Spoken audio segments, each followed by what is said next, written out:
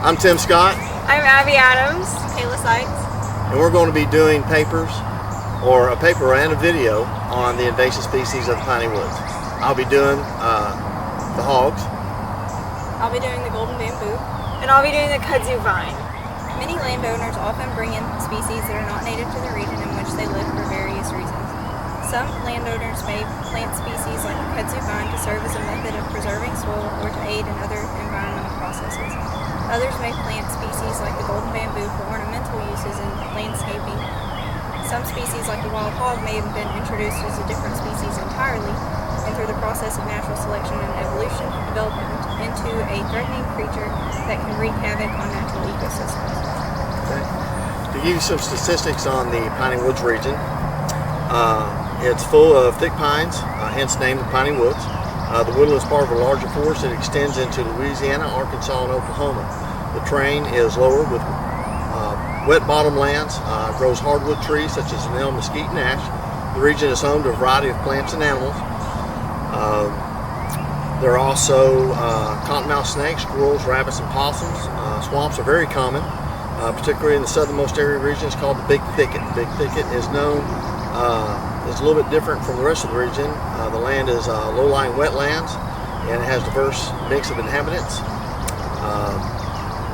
It also has rolling terrain covered with pines and oaks, tall hardwoods. The soils are usually acidic and mostly pale and dark, grassy and sandy loams. Longleaf pine forest once dominated the southern region of the piney woods. A pocket of longleaf pines are still seen today, a mix of pine oak forest to the west and north of the area. It encompasses 23,500 square miles. Average rainfall is 40 to 50 inches a year. The evaporation rate is 16 to 32 inches a year. The major rivers in the area are the Sabine, the Cypress, the Sulphur, and the Red River. The major aquifer for the area is Carrizo, Wilcox. There are several large cities. You have Alto, Atlanta, Canton, Carthage, Jacksonville, Longview, Marshall, Nacogdoches, San Augustine, Texarkana, Tyler, and Woodville. And don't forget Lucky. My name is Tim Scott, and we're talking about an invasive series with several different species involved. One was the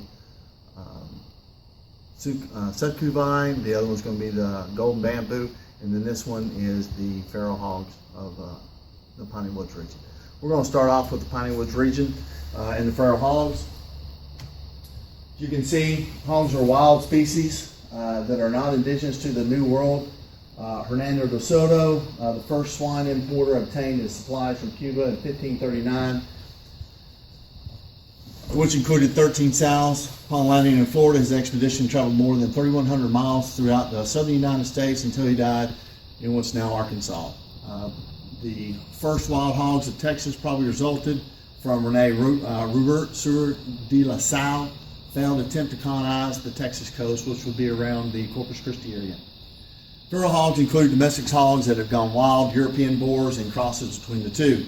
The wild boars were brought into the United States mostly for sport hunting and used in trophy hunts. You'll see the picture off to the right, which will show, you can see a raccoon interacting with no problems with the hog. Wild hogs have a very high production rate. They're capable of breeding at 6 months of age. But usually between 8 and 10 months is normal, provided that there's ample food for them to thrive. Under poor habitats, sows have been known to eat their young. Gestation period is around 115 days for an average size litter of 4 to 6, but under really good conditions, anywhere from 2 to 12 young. So they're multiplying at 10 to 12 times each time that there is a breeding. While capable of producing 2 litters a year, average is about 1 a year. So you could say anywhere in between, in really good conditions, you're looking at between 10 to possibly 20 piglets a year. They're born at a ratio of 1 to 1, one male to female on the sex ratio. They're generally travel in family groups called sounders. Compromise normally of 2 sows and their young. Mature boars usually are solitary and only join the herd when mating season is around. They do a lot of damage to the environment. As you can see, this is a pasture over to the right. This is an area that had been rooted up by hogs looking for different types of grubs, worms, and so forth. But they cause a lot of damage to the area that livestock and wildlife and indirect destruction of habitat and agricultural communities. Rooting and trampling activity food can damage agricultural crops, fields, livestock feeding areas, watering facilities, because they'll go in there, they'll get in the water and turn everything up. They'll also, if somebody has a feeder set up for wildlife, they'll also damage those too. They also destabilize wetland areas, springs, creeks, tanks by excessive rooting and wallowing. They also destroy forestry plantings and damage young trees. While they're not active predators, wild hogs do prey on fawns, young labs, kids, and kid goats. When the opportunity arises, they also like eggs of nesting birds such as turkeys and quail. This is a couple of examples you can see where they're not only vegetarians, but they're also carnivores also. And I'll explain that more in their diet. And there's another hog wallowing around in the water. Wild pigs are opportunistic omnivores, meaning they feed on plant and animal matter in addition to being able to play a role as scavengers. They're largely indiscriminate. They don't care what they eat, where they eat. They'll eat vertebrate and invertebrate animals. I know that they also will kill rattlesnakes. Approximately 85 to 90% of their diet is believed to be composed of vegetation and 10% animal matter. Small pigs may eat approximately 5% of the body weight, and larger pigs estimated 3% of their body weight. But if you have a hog that is approximately 300 to 400 pounds, that's eating more excessively than a small piglet that may weigh 20 to 30 pounds and eat 5%. Texas is the home to nearly 2.6 million feral hogs. It's the largest feral hog population in the U.S. They are increasing because of their high productive potential and lack of natural predators. Feral hogs wreak havoc on property, livestock, crops, pastures across the state and frustrate landowners because of their destructive nature. Landowners have reported extensive damage to crops, fences, roads, ponds, and fields. You're looking at approximately $52 million a year, and then another $7 million to control pigs and to correct the damage. There is no real solvable all-around problem that we can do to take care of this problem. This is a trap that has been set up to be able to catch multiple hogs at one time. They can catch up to 40 hogs at one time. They can reduce the damage, but using the traps, they also use pre-baiting, a lot of corn. You're also looking at shooting, snaring, trapping, and they also use dogs in some areas. These methods have shown to be useful into decreasing the damage to feral hogs, but none of these techniques will guarantee the total permanent eradication of a hog population. While we work hard in Texas to lessen the damage of this invasive species, we will never be able to stop the damage that the wild hogs are doing in Texas. They will continue to damage the environment and compete with other native species for the food. So we need to continue to hunt, trap all the wild hogs, and hopefully we can keep them in check and hopefully have a balanced species. Thank you for your time. My name is Kayla Sykes, and I'll be discussing the golden bamboo and how it relates to the Piney Woods ecoregion in Texas. The golden bamboo was primarily introduced into the United States in Alabama in 1882, but it's native to Japan and China. It's used in landscaping, but not typically for ornamental reasons because it's not really all that pretty, and it doesn't flower but once every few years, if at all. It's also used to establish where the end of a property may lie. It's used ornamentally in zoos and aquariums, as to the right, and it's found mostly in the southern U.S., but has even been found in Oregon. There are many damages that the golden bamboo can have on ecosystems. First of all, it begins a progression toward a monoculture of plant life, Because it grows 12 to 15 feet in height and it grows close together, it can reduce resources that native species may require. It's also able to sprout and grow quickly, and seeds can disperse in many different directions, which means it can grow very quickly. You cannot have an infestation one year and then the next you can have very, very many species that have come up. It grows via underground rhizomes. To the right, you can see a picture of one of those that's actually been dug up out of someone's yard. I'll get to that and why that's devastating once we get to how to prevent the golden bamboo. Leaf litter may cause food shortages in invertebrates in the piney woods, but that's not really been proven. And it's also not been proven, but it may attract cockroaches in urban settings. There are very few benefits to the golden bamboo in the piney woods. It buffers homeowners from things they don't want to see and things they don't want to hear from neighbors that they may not like. It's also used in construction, and it can be used for fishing poles and instruments. Like to the right, there's some bamboo fishing poles that have been made. Small animals and birds may feed off the seeds, and humans can eat the immature plant.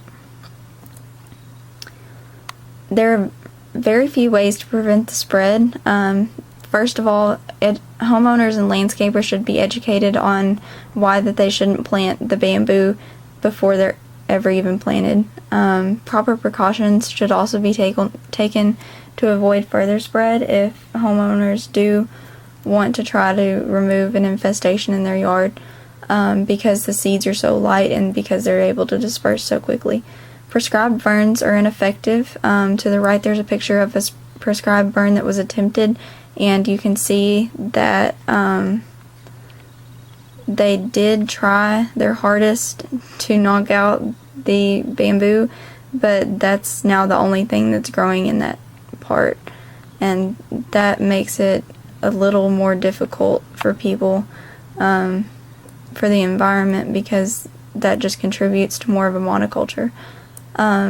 If there's a small infestation, you can cut the bamboo as close to the soil as possible, but because of that rhizome is where the energy is stored, and so unless you cut it completely off, and it may take even several years of cuttings, it's not going to do much good. If it's an initial stand, you can use herbicides, but they're not effective after growth has taken hold, and they may pose serious threats to the environment without posing any harm to the bamboo, just as in you see with the prescribed burns. They're really hardy and they're really hard to get rid of, so it's more beneficial for homeowners to just completely prevent the spread by not planting.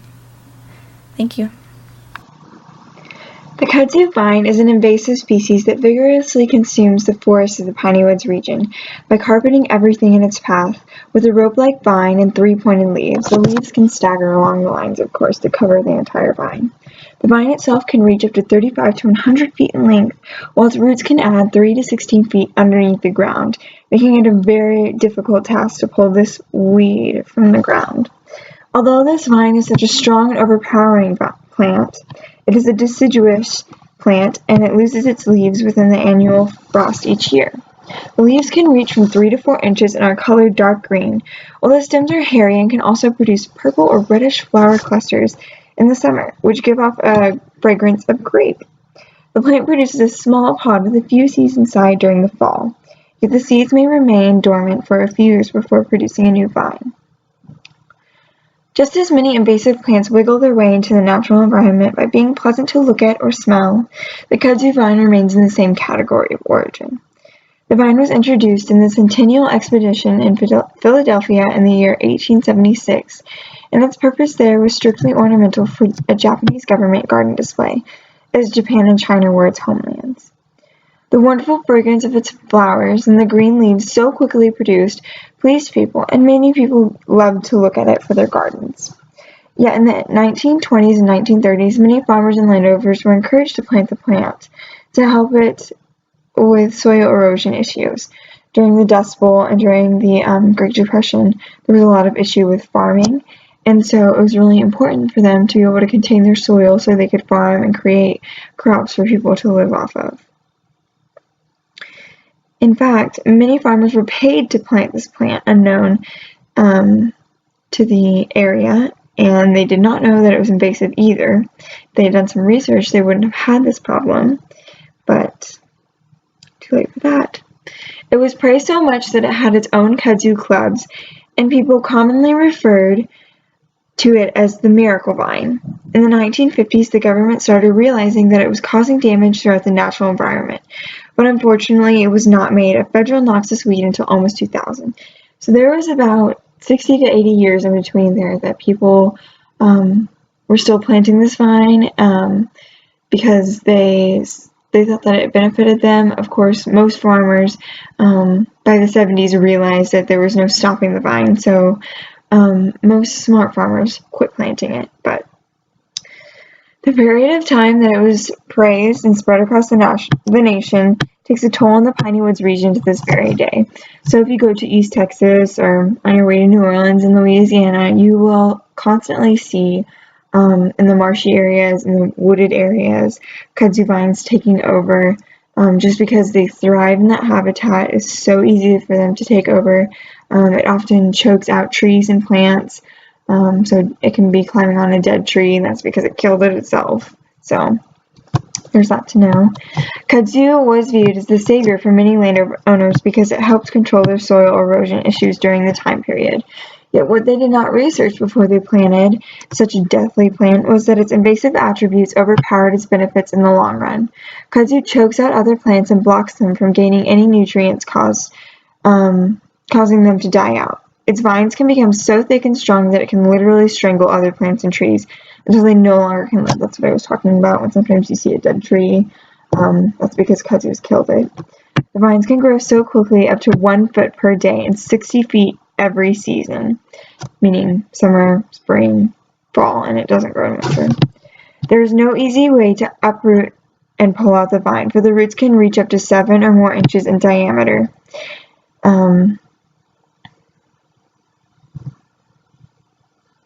And there can be up to 30 vines from each root crown, meaning each plant. These numbers would cause a member of the kudzu club to grimace when he realizes the monster unleashed upon his land. The spread of these vines begins with the people who planted them, and it is continued by the pods and seeds produced by the vines. Unfortunately, there is not an easy, quick way to kill off the invasive species, yet there are many methods that take time, money, and can cause other damaging effects to the environment. The first method is a chemical method where the poison or systematic herbicides must be applied to all of the roots. Over time, the plant will fade. Yet applying these chemicals into the natural environment can pollute the soil and groundwater. Another method is the cut-step method, which explains itself in the name, except for the fact that chemicals must be applied to the stump, and that it is only effective while the ground is frozen, which is just adding more chemicals into the world. And in some areas, such as the Piney Woods ecoregion, the ground might not ever freeze. The last two methods play hand in hand, where the foliar spray method is followed by the root crown method and is used mainly when there are large amounts of kudzu vines in the area. The process requires roots to be dug up with several shovels, tools, and chemicals to be sprayed onto the plant, yet not too heavy that the chemicals puddle is left on the ground, which in my opinion, if that can happen, this method should not be used. But there is no other alternative to kill the plant once it is taken over. Another plant species that does not belong in the Piney Woods ecoregion is the golden bamboo, which is just as hard to remove as kudzu. Okay, I'll be doing the conclusion of the paper. The Piney Woods region is filled with beautiful species ranging from big pine trees to little forest animals, which are all natural to the ecoregion. Yet invasive species have moved in and caused damage for the other species living there. As we went through and described the plants and wild hogs that choke the life out of the Piney Woods, it is easy to see how hard it is to control and remove invasive species. Some species, like the golden bamboo and kudzu, must be vigorously attacked with chemicals, while the pigs may be hunted regularly. These facts can be used as motivation to prevent more invasive species from flourishing in the Piney Woods ecoregion and across the entire state of Texas.